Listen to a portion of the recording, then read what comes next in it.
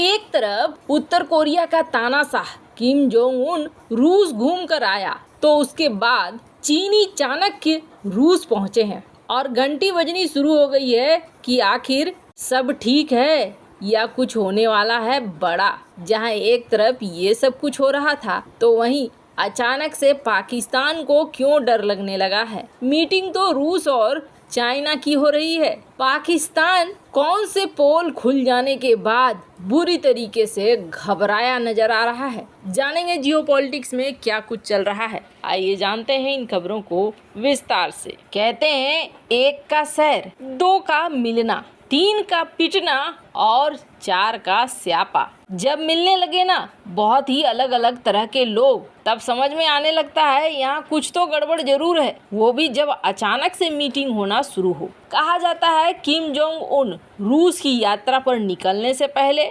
यहाँ पर चाइना के किसी बड़े अधिकारी से मिलकर गया था उत्तर कोरिया में और उसके बाद ये रूस पहुंचा था। रूस पहुंचने के बाद इनको देखा गया कि बहुत ज़्यादा दिलचस्पी इनकी रक्षा विभाग के लोगों से मिलने में थी। रक्षा मंत्री से भी मिले और हथियारों को भी देखा, कौन कौन से हथियार कैसे कैसे इस्तेमाल कर सकते हैं। आपको बता दें रूस युद्ध के कारण हथियारों की कमी का सामना कर रहा है। यूक्रेन को अमेरिका अपने मित्र देशों से हथियार दे रहा है, लेकिन अब किम और पुतिन की मुलाकात के बाद माना जा रहा है कि हथियारों की सप्लाई का एक नया डील होगा। रूस और उत्तर कोरिया ने ये कहा है कि हम आपस में सहयोग करेंगे और सैटेलाइट प्रोग्राम में रूस मदद करेगा। किम की यात्रा सोमवार को खत्म हो गई। वो एक रूसी राइफल, अंतरिक्ष यात्री के Dastane, bullet proof jacket, हरफेर hat और मिलिट्री ड्रोन का तोहफा लेकर वापस लौटे हैं। लेकिन क्या कहानी यहीं पर खत्म हो जाती है? जो दिख रहा है वो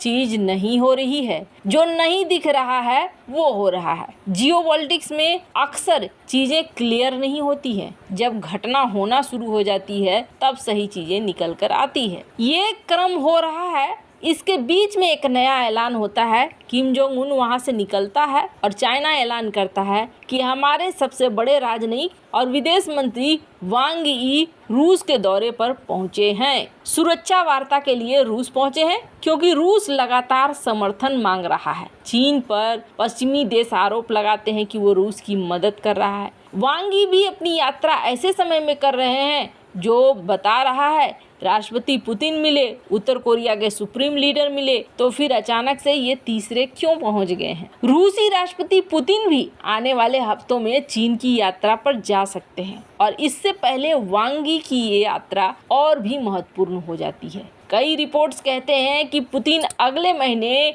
बेल्ट एंड रोड फोरम में हिस्सा लेने के लिए चीन की यात्रा करेंगे। इंटरनेशनल क्रिमिनल कोर्ट की ओर से गिरफ्तारी वारंट जारी किए जाने के बाद पुतिन ने विदेश यात्रा नहीं की है। दिसंबर 2022 में पुतिन ने आखिरी विदेश दौरा किया था, तब वो किर्गिस्तान और बेलारूस गए थे। चीन के विदेश मंत्रालय के अनुसार वांग एक रणनीतिक सुरक्षा परामर्श के लिए 4 दिन रूस में रहेंगे और यहाँ पर विदेश मंत्री सर्गेई लावरोव से भी मिलेंगे। यूक्रेन युद्ध के मुद्दे पर भी बातचीत होगी और वहीं एशिया प्रशांत क्षेत्र में जो नाटो कर रहा है उसको लेकर भी बातचीत होगी। चीन जल्द से जल्द चाहेगा कि रूस इस युद्ध को खत्म कर दे और इसी वजह से बात करने के लिए जाएगा। लेकिन जो हालात हैं, हालात ये सब कुछ नहीं कह रहे हैं। कुछ घटनाक्रम बहुत तेजी से बदले हैं। एक तरफ चाइना ने ताइवान को घेरना शुरू कर दिया, 103 फाइटर जेट भेज दिए हैं।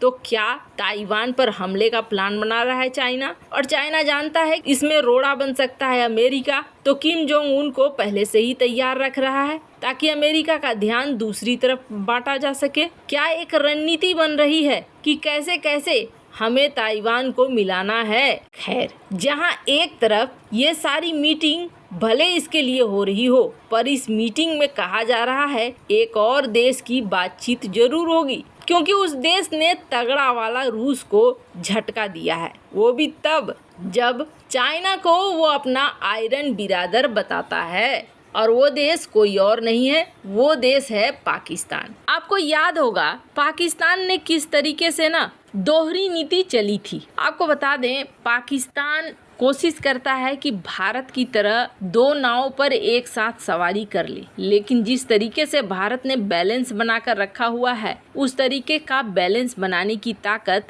पाकिस्तान में बिल्कुल भी नहीं है। एक तरफ रूस से तेल मंगवाया, गेहूं मंगवाया, पहली बार तो कहा गया कि कुछ मात्रा में ही सही तेल में डिस्काउंट भी दिया रूस ने। रूस को लगा कि पाकिस्तान से दोस्ती अच्छी बात है, कम से कम भारत के ऊपर प्रेशर तो बनाकर रखा जा सकेगा, लेकिन इस पाकिस्तान ने खुद ही प्रेशर कुकर बना दिया रूस को। दोस्ती के नाम पर बड़ा वाला झटका दे दिया, सस्ता तेल ले लिया, अनाज ले लिया, और इसके बाद जो खबर आई है उस खबर से पाकिस्तान डर गया है, क्योंकि इसकी पूरी पोल पट्टी खुल गई है। पाकिस्तान और यूक्रेन भले ही हथियार डील नहीं होने का दावा करे, लेकिन सच्चाई ये है कि पाकिस्तान ने बड़े पैमाने पर रॉकेट और टैंक यूक्रेन को तीसरे देश पोलैंड और जर्मनी के जरिए भेजे हैं, ये आरोप लगते हैं। वहीं कहा जाता है कि 20 जुलाई को आपने देखा किस तरीके से यूक्रेन के विदेश मंत्री दिमित्री कुलेबा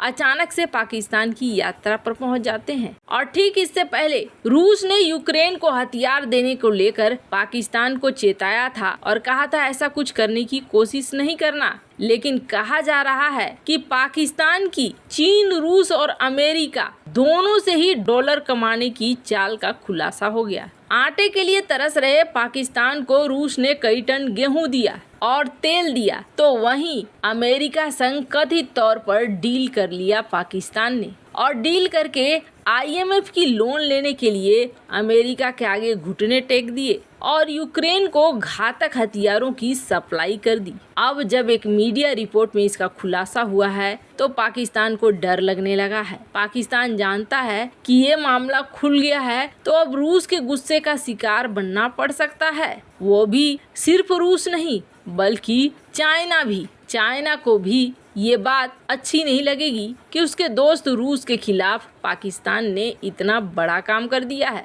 कहा जा रहा है कि इस बार की जो मीटिंग हो रही है, इस मीटिंग में चाइना से पुतिन जरूर इस बात को लेकर डिस्कस करेंगे। अब इससे पहले ही पाकिस्तान ने रोना गाना शुरू कर दिया। इसने कहना शुरू कर दिया, ना जी ना, ये पूरी रिपोर्ट आधारहीन है, मनगढ़ंत है, इंटरसेप्ट की जो रिपोर्ट आई है गलत है, यूक्रेन को हथियार देने वाली बात भी गलत है कि हमने लोन लेने के लिए यूक्रेन को हथियार दिया। पाकिस्तानी विदेश मंत्रालय की प्रवक्ता जहरा बलूच ने कहा है कि पाकिस्तान और IMF के बीच बातचीत के बाद ये लोन समझौता हुआ है, इसको दूसरा रंग देना धूर्तता है। हम न तो यूक्रेन और न तो रूस दोनों में से किसी के पक्ष में नहीं है इस युद्ध में, और न ही हमने कोई हथियार दिया है। वैसे आपको बता दें, यूक्रेन भी बचाव में आ गया है पाकिस्तान के, और यूक्रेन ने दावा किया कि नहीं हमें पाकिस्तान से कोई हथियार नहीं मिला है। लेकिन सोशल मीडिया पर कई ऐसे तस्वीरें